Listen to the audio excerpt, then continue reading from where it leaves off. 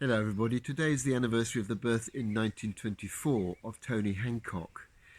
I guess you have to be of my generation to have enjoyed Hancock's Half Hour. He was a great comedian playing a rather grumpy, dour character who got up to all sorts of into all sorts of crises and worked his way through them.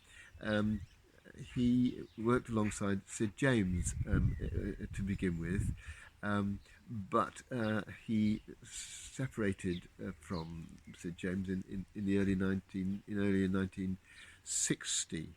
Um, he, I guess, perhaps thought that Sid James was beginning to get too much of the limelight, but it may also have been that also in early 1960 he had a television interview with John Freeman. Now, Tony Hancock was always highly strung, and John Freeman's interviews, face to face they were called, were very intrusive. They were very perceptive. His questioning was very accurate, and Tony Hancock in this televised interview was very honest.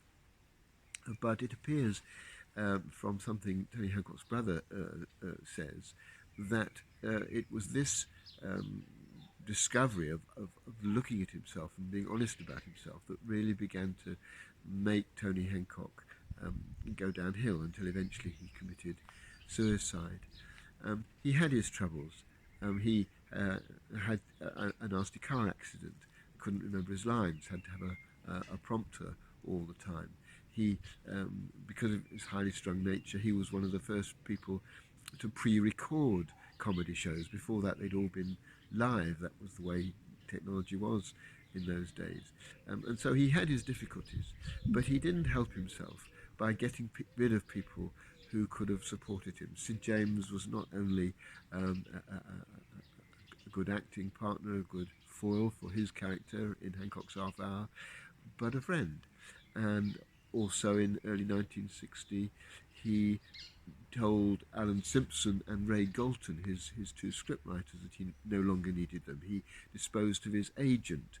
And although he did some good work after that, including The Blood Donor, which is probably his best known script, with the line that where he asks how much blood is going to be taken, and they say a pint, and he says, oh, that's a whole armful.